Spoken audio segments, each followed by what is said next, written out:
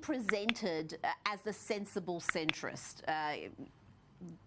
Very different to the Democrats' socialist squad and all the lunatics who've infiltrated the party. But he has also wholeheartedly embraced identity politics and really radical ideas like supporting children under 10 transitioning. So how much of a centrist is Joe Biden in 2020? Well, I don't think Joe Biden knows what he is in 2020, and that really is the danger. Joe Biden is 78 years old. It's fairly obvious to everyone that he has a significant level of cognitive decline. He has trouble reading off a teleprompter, and when he's not on the teleprompter, he muddles his words. He can't really speak. He loses his train of thought and the rest of it. I don't know what they did during the debates to keep him on point, but they definitely did something. I don't know if it was from hiding in the bunker for a week beforehand, and then they just threw him out there and he did his thing. But the idea, I heard a lot of this from my more centrist friends that were generally thought of as lefties or liberals. A lot of them said, see, the Democrats didn't go completely bananas. They didn't choose Bernie Sanders. They didn't choose Elizabeth Warren. They went with the old Joe Biden, and he's going to, govern basically as a centrist Democrat. Except it's very obvious in the 30-plus days since he was elected, which I'm still not quite sure he's going to be the president even, but it's become very obvious in these 30 days with the pics, with the messaging coming out, that he is going to govern as a radical leftist. They are going to get critical race theory back in the schools. They are going to be teaching the 1619 Project. They are going to get rid of they're going to put Title IX back in the colleges, which will remove due process.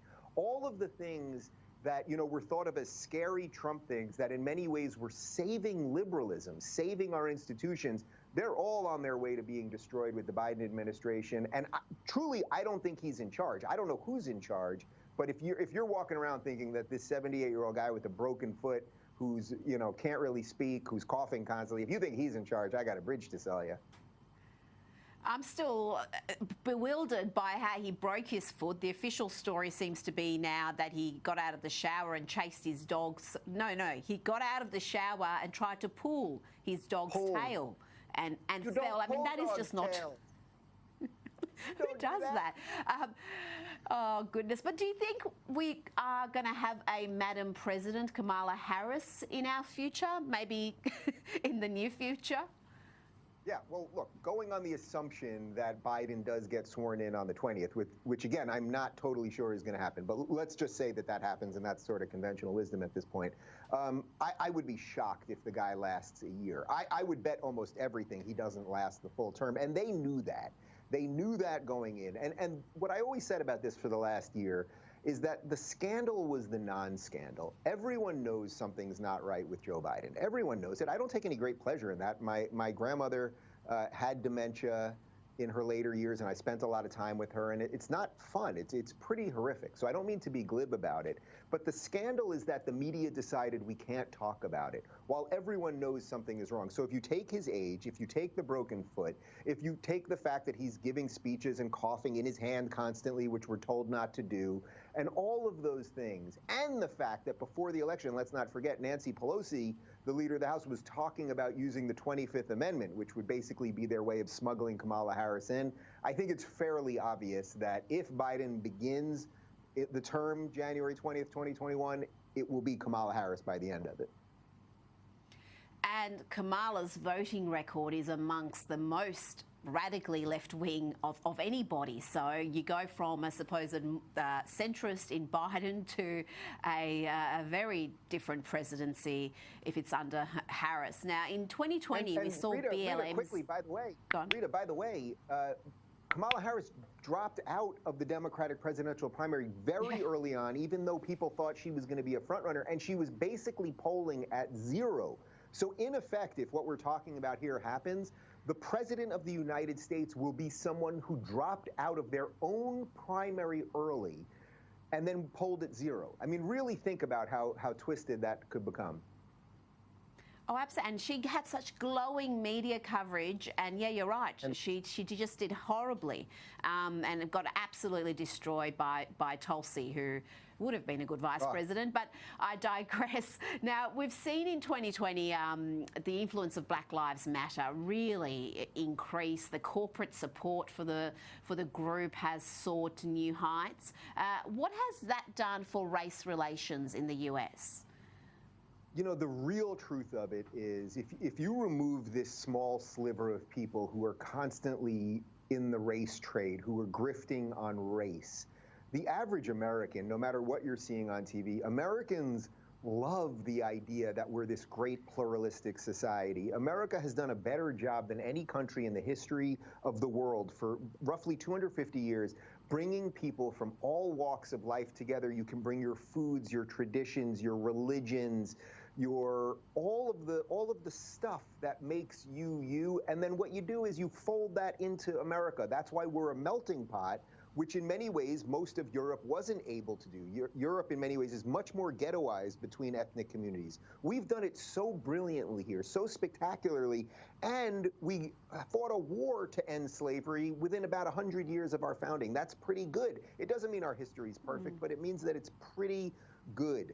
The only racists in America today are not what the media will tell you, which is that there's these far-right racists running around in the KKK and the Ku Klux Klan. Nobody knows where they are.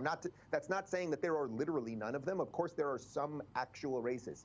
But the racists of today are the people who purport to be the anti-racists, the people who are obsessed with skin color, the people who say, oh, you should get this job because of your skin color. You should get this job because of your gender or your sexuality. So in terms of race relations in reality, the average person is not racist, and we're a highly functional, good society. There is a sliver of very influential radical leftists who have somehow infected the academic level, meaning the colleges. They've affected the political level, meaning virtually all of the Democratic Party. And then they've really affected our mainstream media, which is just an absolute clown show. And they push this idea on us, but most people are not racist. By the way, most people in your country aren't racist either, and it was one of my favorite places to visit when I was on tour. Yeah. But we've got the same phenomenon with elements of the media and certainly academia and popular culture who are desperate to present Australia as inherently racist. Lastly, Dave, you were one of the very first people to recognise the dangers of big tech suppressing and censoring stories, people and even ideas they don't like. Will the likes of Google, Twitter and Facebook face a reckoning at some point in the future? Well, look, David beat Goliath, so I always say maybe Dave here can beat Google. I always think there's a chance. However, again, if we're to believe that Biden is going to be sworn in come January, I think at that point, big tech is going to do things that we can't even imagine. The levels of censorship, if you've been talking about this for a long time too, Rita, and the levels of censorship that we've seen on Twitter, that we see on YouTube, algorithmic tricks, deboosting, shadow banning, the litany of ways that they manipulate us. Just as we're talking today, I just saw in the last hour, 2 weeks before the election, Twitter changed the way you can retweet, which made it harder to amplify certain messages. They did that 2 weeks before the election. They didn't announce that they were doing it. They just said, okay, here we go. We're doing it. And then today they reversed it. Well, what could have happened in the last month that maybe would make them do something strange to manipulate information, and now it's okay? So I think that the only thing that was keeping them slightly in check was Trump, was the idea that, oh, he might actually move on some executive actions and do some stuff with Section 230 of the Communications Act and a bunch of other stuff. But in effect, if they have their guy in office, Biden, at that point, why wouldn't Twitter get rid of the scary Republicans, the right-wingers, the anti-lockdown people, of which I absolutely include myself? I mean, why wouldn't you just eliminate all of the people you deem bad? And I think we're in for a world of hurt after January 20th if Biden is put in. Goodness me, that's some scary stuff. Dave Rubin, thank you so much for joining us on Inside the News. My pleasure, Rita.